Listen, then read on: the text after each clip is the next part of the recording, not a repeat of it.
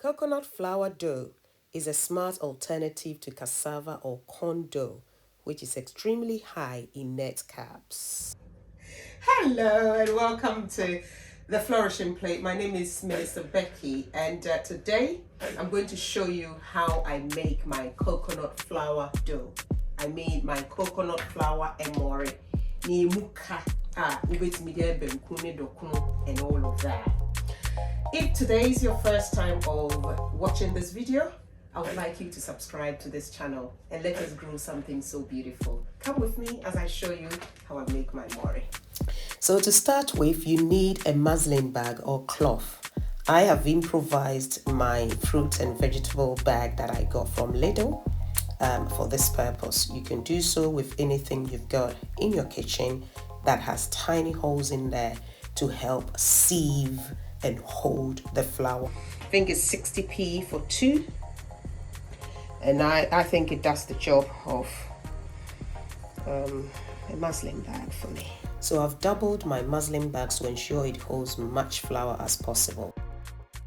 So we're going to begin by pouring 1 bag of the coconut flour into the muslin bag and start washing away the coconutty flavor as well as the sugary tastes.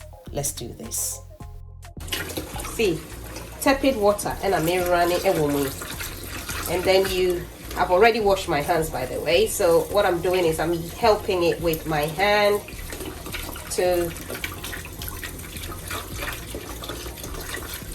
allow the milk and the sugar and the milk and the sugar what gives it the flavor, the smell, the coconut flavor. And I don't want that in my banku, so I don't want everything to taste coconutty because I'm doing keto or low carb. You get what I mean? So this is one strategy that I found works really well. It takes away all the coconutty flavor off of it. Can you see the water coming up?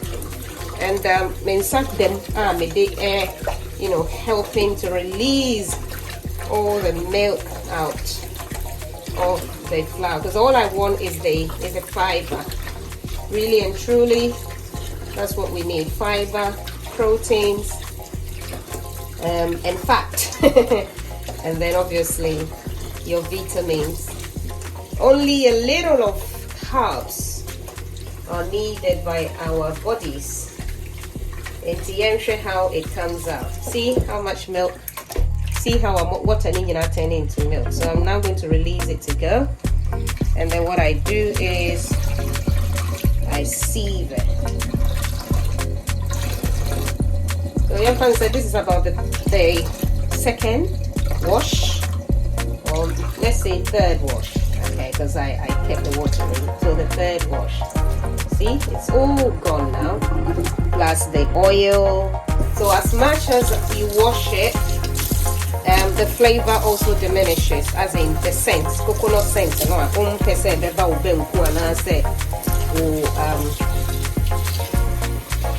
Whatever you want to, the swallow that you want to use it for. You don't want the flavor to be too coconut. This is the way forward. So I'm going to keep rinsing. This is my 4th rinse now. Say as a formula, rinse it 5 times. At least you know that it would have gotten rid of majority of the milky sugary taste, and that reduces the carb level, because originally this one has, how much carbs does it have? 25 grams per 100 grams of carbs. So again, still it's about 4 times lower than cassava and as a blue mori. You understand? 4 times lower in carbs. So it's still a better option for the cassava and all of those of you who are really struggling with sugar level. It's all about the carbs. Trust me, it's the carbs. So a little prayer, a little wisdom, makes the difference. And this is all part of it. You're helping your system to maximize its full potential in digesting what you put in. It's as simple as that. So I'm doing my, is it my 4th or my 5th? Lost track. But what you do is you wash it that until you see that the water, the color of the water coming out is lighter, okay, or close to plain. I will wash it till I will not wash everything out to make it, until I get plain water out, because then there will be nothing left inside. But I think I'm happy with what I've seen now. So you see, this is the leftover, and I'm going to pour it into my mixing bowl, right? My mixing bowl, which I'm going to then leave to ferment for 5 days. Because I doubled the bag, between the two bags, I had these coming out. So these are the tiny little like particles, like powder, that would have been lost if I had only one bag. And of course, no sugar. I can't taste any sugar in there. Oh, bag 2 going in, because I normally do this. Then I after 5 days, when it's all fermented, I bag them separately and then store them in the fridge. Okay, so we're ready now to start the fermentation process. These are 2 bags. I'm all done. So I'm pressing it really hard, like but this is just a different product. But so now it's got enough water, it's moist enough, and I'm going to just lay a piece of cling film over it just to keep it airtight. Okay, so I'm going to go ahead and cover it to get it ready for the fermentation process. I put one cling film directly in contact with the dough to avoid any air passing over it.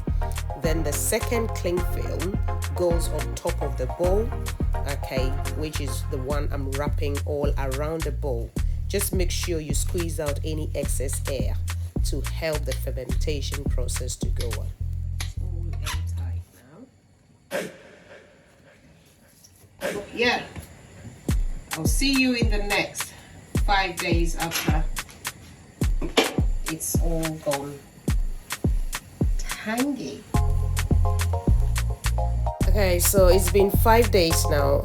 Now listen, if you live in a warmer area like Ghana or anywhere in Africa, you probably need shorter time.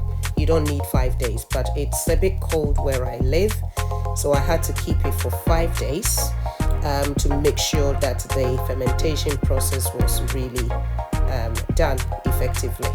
So here I have it with, when you see the mold on the top, then you know it's actually fermented, just a bit like what we do with the corn or the maize dough. Don't worry about any colorization of the top. That is the evidence that it's been well fermented. So what I'm doing is I'm scraping all the discolorization at the top, just the first little film on the top, and that's what I'm collecting right now, so that I can make do with the actual, the rest of the dough. So after collecting it, I then mix it all together to ensure that the sourness or the tanginess is all evenly mixed together, and it's now ready to be used or kept in the fridge if I'm not ready. So that's exactly what I'm doing, and I think I had about 3 bags out of this this mixture of 2 bags. Okay, so yeah, from here you can do whatever you want to do. Your banku, your kenkey, banku and your kenkey. Those are the 2 things that I've actually used it for. I don't know about cocoa yet. But here we go. My emori is ready.